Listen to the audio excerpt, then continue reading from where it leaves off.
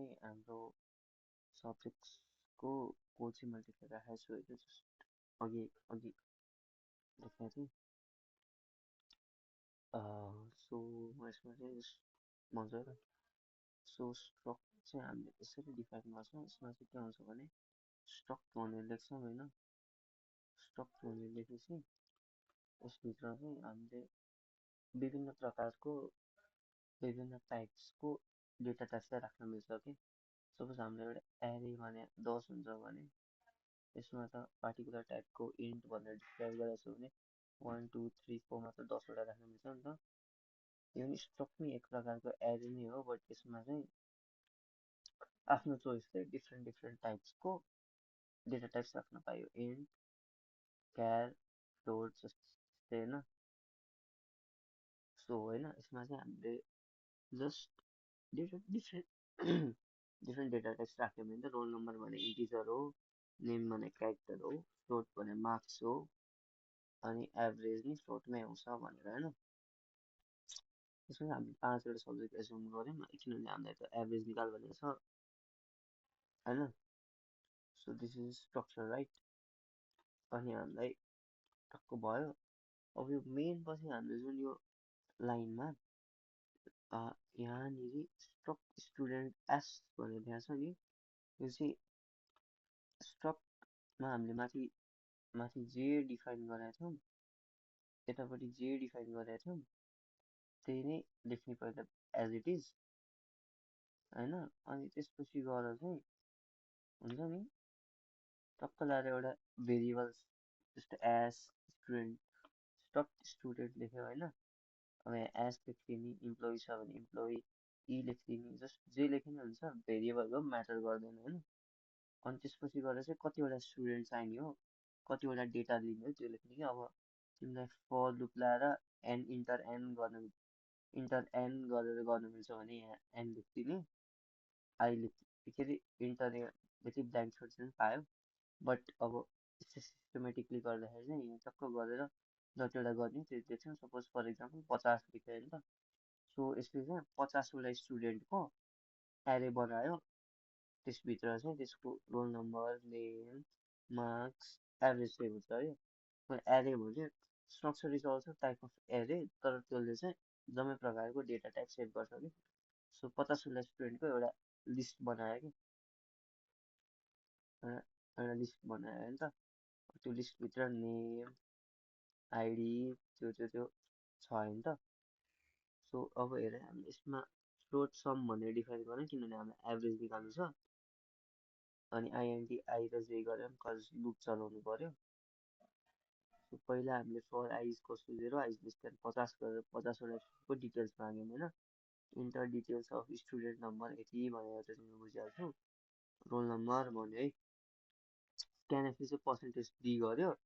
अब यसमा चाहिँ M% हालेर रोल नम्बर नलेखिकन एसआई डट रोल नम्बर लेखिन्छ किनभने हेर त हामीले यतापट्टि S50 भनेर एस अनि 50वटा बनाएको नि त सो एसआईमा पहिला हेर त S0देखि सुरु भएको होइन सो S0 भन्ने एउटा स्टुडेन्टलाई भन्छ है अनि त्यसको रोल नम्बर र नेम दिन्छ होइन अब यो मार्क्स यसमा गरेको छ त्यो नि यसमै गर्न मिल्छ बट एउटैमा मार्क्स र एभरेज निकालिदिनलाई चाहिँ यो छुट्टै छुट्टै फर लुप लगाएको है डजन्ट म्याटर जे गरे नि बट त्यसरी चाहिँ अलिकति क्लिन भएपछि चाहिँ मैले त्यस्तो गरेँ हो त्यो कोडको आधारमा नि सेम छ कम्बाइन्ड भयो नि S0 S1 S2 भन्ने छुट्टै छुट्टै स्टुडेन्टलाई छुट्टै छुट्टै एउटा आइडी डिफाइन गरे जस्तो भयो कि एरेमा नि फर लुप आउँछ नि म्याट्रिक्समा इच इलिमेन्टलाई एक्सेस गर्नलाई सेम त्यही गरेको बट फर अब इच इलिमेन्ट्स भनेर अनि M%SI भनेर गर्यो डट केमा सेभ गर्नु त स्टुडेन्ट नम्बर यतिको डट रोल नम्बर भन्यो हो कि अब यो पर्सेन्टेज एस चाहिँ जुन हाम्रो स्ट्रिङ छ नि स्ट्रिङमा चाहिँ हामीले M% लाउनु पर्दैन किनभने स्ट्रिङ आफैमा एउटा पोइन्टरको काम गर्छ कि M% लाउनु पर्दैन सो स्टुडेन्ट नम्बर यति नम्बरको स्टुडेन्टको डट नेममा सेभ गर भने सम भन्यो अनि 0 भनेर डिफाइन गर्यो द्याट्स सम एड गर्नलाई होइन। अब यहाँ फेरि अर्को फर लुप चलायो, यो चाहिँ किन भन्दाखेरि मार्क्स र एभरेज एउटैमा क्यालकुलेट गर्नलाई हो, बट इट्स स्टिल नर्मल माथि नै गरेँ नि, बस बुझाउनलाई चाहिँ डिफ्रेन्ट गरेको मैले। अब हेर है, मार्क्स इन सब्जेक्ट जे प्लस वान गरे, सब्जेक्ट वान सब्जेक्ट टू गर्नलाई गरेको यस्तो चाहिँ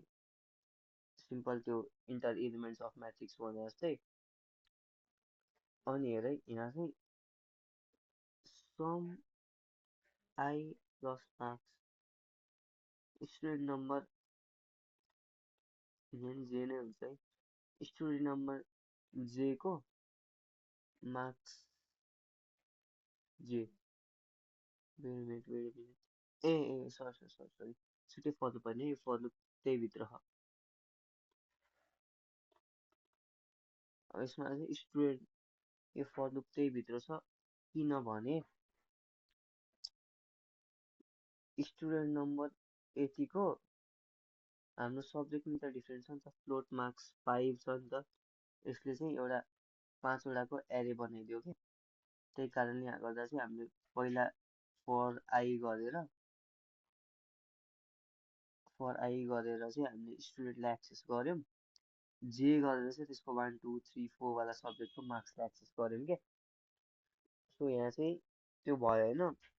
माई ब्याड, मैले छुट्टै छुट्टै फर लुप देखेछु यहाँ, ब्ल्याकेट मिस भएछ मबाट। यो चाहिँ उ गऱ्यौँ हामीले,